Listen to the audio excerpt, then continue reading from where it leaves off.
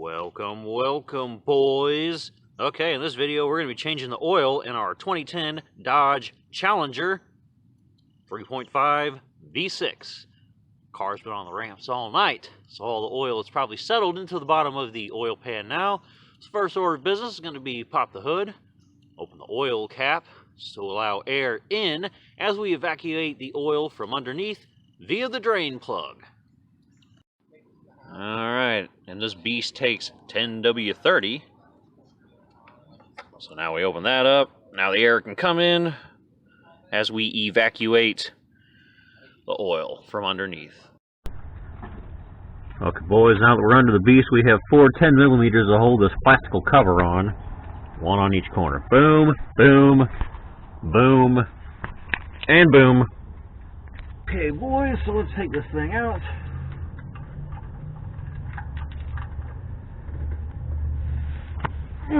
And of course somebody over torqued this because I can't fucking get it off hardly. Nope, can't get it off. Impact driver time. And here's our oil filter. You access it from here. It's at the front of the oil pan. Takes this little adapter, and a 3/8 drive will take it off. Okay, boys, with the filter out, here's our replacement filter, the Fram Tough Guard TG10060, Tom George 10060, 15,000 mile protection, so it says. So we're going to fill her up first, then oil up the gasket, and then put it in, and that way we don't have a dry start. So, alright, so we'll put our funnel in here and fill her up.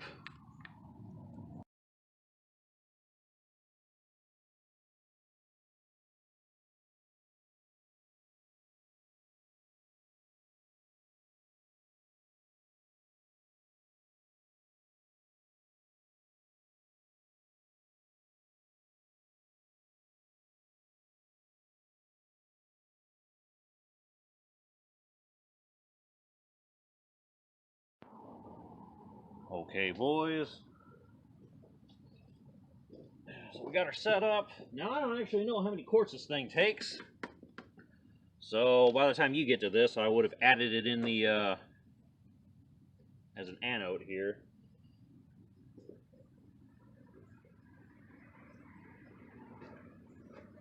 We're going to fill it up partially with our 5-quart jug.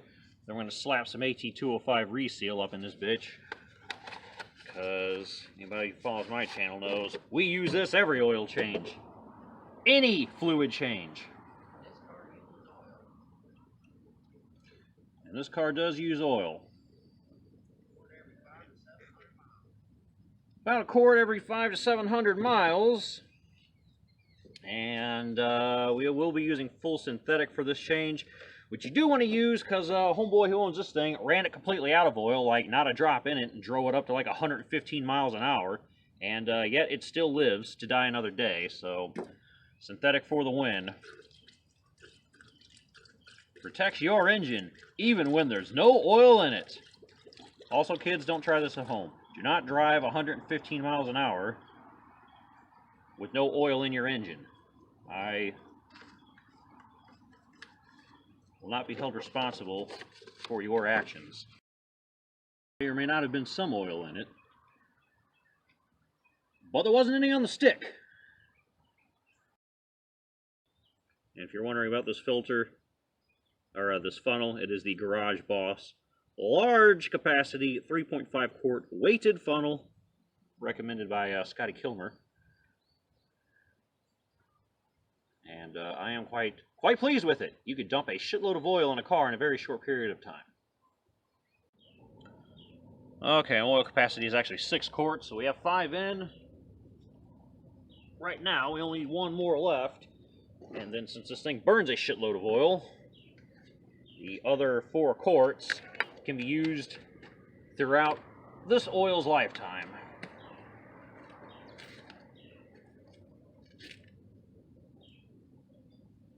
At least we're assuming it burns the oil. It has to go somewhere, and I don't see any oil leaks underneath. And the catch can gets emptied every so often. It does have sludge and nasty oil in it, so some of it goes out that way, but I'd be willing to wager the large majority of it still gets burned up in the engine. Alright, that is our 6 quarts, plus a little extra from the AT205 reseal.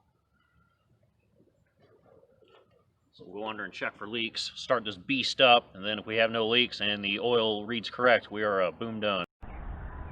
Alright, we got our oil in, everything's affixed. Now this does not have an oil life monitor such as a lot of the other cars, so make sure you log somewhere the date and mileage you did this so you know when about to do it again. And we'll go ahead and start this beast up and check for leaks.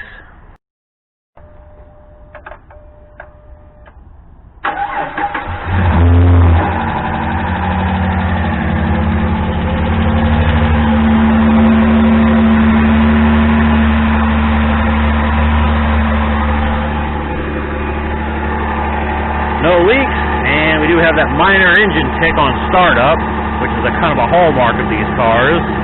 But everything looks good, so we'll back it off the ramps and shut it off and check the oil level. Okay, with the engine, well, the whole car rather, on level ground, make sure our 6 quarts registers. It is right at the top, so it is perfectly full. We'll just have to keep an eye on it to make sure we don't run too low since it does use oil.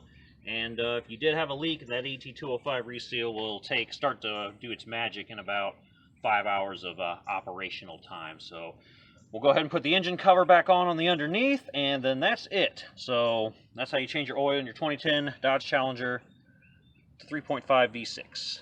Thanks for watching, boys. Peace.